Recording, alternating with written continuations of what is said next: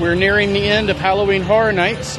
I'm going to give you my ranking on all of the houses this season as my first time here, and I'm going to give you some tips and tricks on accessibility. Here's my first tip.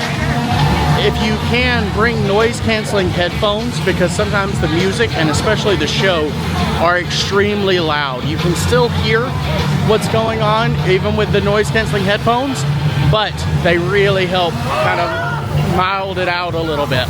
Starting at the very bottom at number 10, unfortunately, is Universal Monsters Eternal Bloodline. This is the female descendants of all the Universal Monsters, and I just never had a great walkthrough of it. It was never that scary.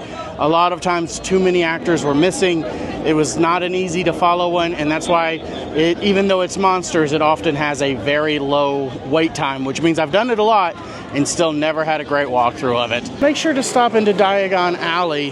The Death Eaters do random performances from time to time, and Gringotts is open with a fairly short line depending on the night.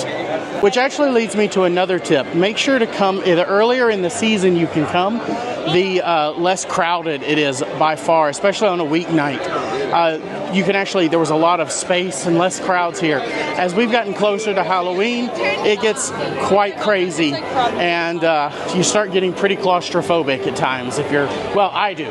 So if you don't like the crowds, come earlier in the season. It's still pretty hot out, but it's nice to skip all the people.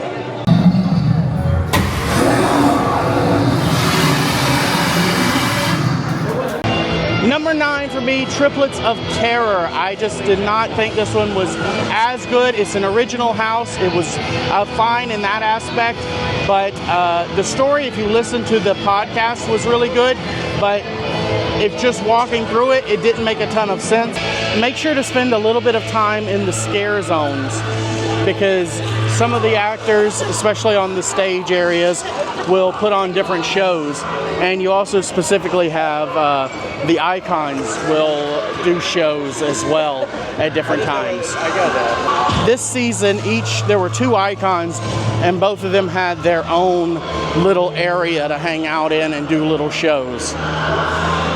I've only been able to catch them a couple times. She actually scared me, but it was really fun when I caught them.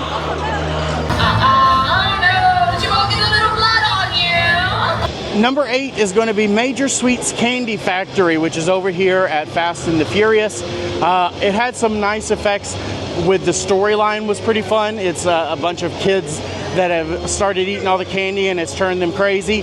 And there's some red buttons that you press and it helps affect the story and things that happen. So that was a really fun aspect of this. For some of the hidden away places to eat or grab a drink, like back here where it's not right up front, it's actually, usually the line is much shorter than the other bars and places. So if you come back here, you can kind of get away from the crowds and you'll be able to grab a drink a little bit fast. So look for the places that are just off the beaten path for you to grab your drinks. Number 7, and this one moved its way up the list the more I went through it, is the Museum Deadly Exhibit. The idea is that everything in this museum came to life, including the walls. Unfortunately, I thought it was pretty well done. It was not the best. It had the shortest wait times all season long, but it's still pretty good, and it definitely became better the more I went through it. If you want to slightly avoid the crowds, and especially during the scare zones, look for the spaces around it on the sidewalk. You're going to have a lot less people here, so you can kind of move around easier. Number 6 for me was A Quiet Place. I only did this one a couple of times because it was so popular. It's an IP. It was very well known, so I only got to do it twice, but I really did enjoy it when I did it. There's a lot of great puppets in here, more than there are actual scare actors. Okay, we've reached the middle of the pack. Number 5 for me is Insidious.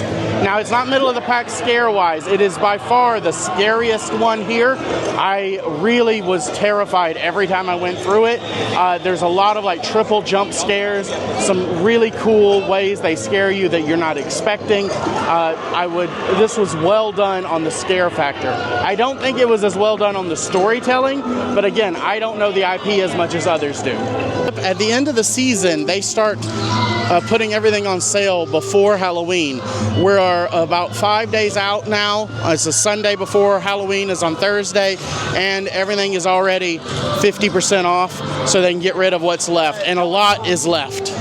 A couple weeks ago, they had already put stuff at 35% off. Much anything to do with the houses that are specific to this season. A lot of the merch is going to be 50% off. See, all this stuff.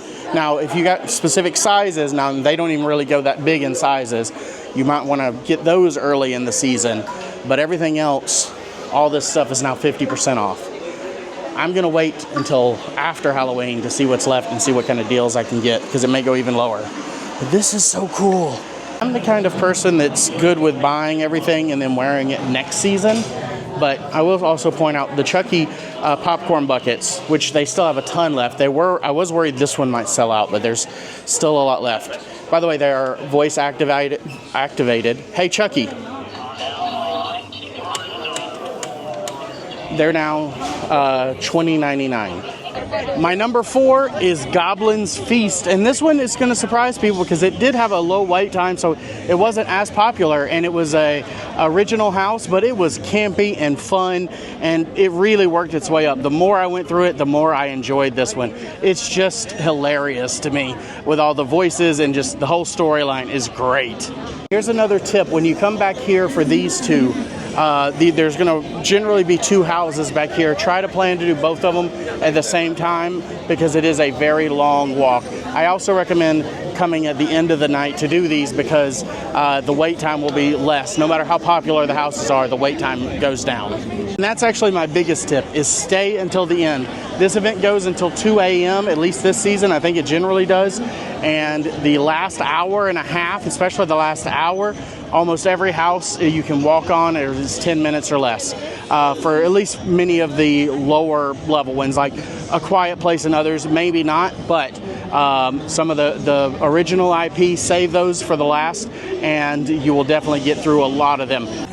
Moving into the top 3 is the Monsters of Latin America. This was the first house I went to the first night I came that I thought was actually scary.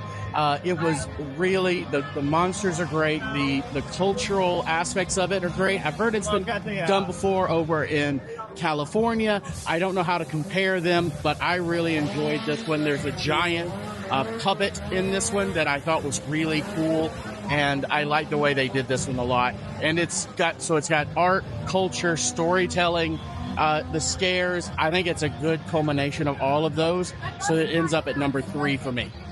What's your favorite house you've ever been through, or your favorite haunted event? Leave me a comment below, and make sure to turn on notifications so you know when these come out. We're into the top 2. Number 2 for me was Ghostbusters. This was the first house I went into, Ghostbusters Frozen Ever After. The first night I came, it was the first haunted house I'd done in like 20 years. It was so cool. I love the art, the storytelling. For me, it was like walking through the movie. I've done this one a ton. I really love it. It did get a pretty long line, so I didn't do it as much as my number 1. But it was fantastic. I hope they do something like this again. I felt the art-wise, this was the coolest one for any IP. Here's a tip: if you ever have someone that's really loud behind you while you're in line, go ahead and just let them pass you so you can avoid it and enjoy the house. And my number 1 house is, of course, Slaughter Cinema 2. This one is campy. It's hilarious. There's a bunch of little vignettes you're going through of just cheesy 80s style horror films. Even the queue has like this drive-in theater where they've created all these little movies. It is by far the best house of this season, and I had a blast. I've done this one every single time I've been here, sometimes multiple times. It's so fun. spooky season is almost over, but the holidays are about to begin. So what are you looking forward to? What do you want me to cover? Leave a comment and I will make sure to check it and respond. I'll see you real soon.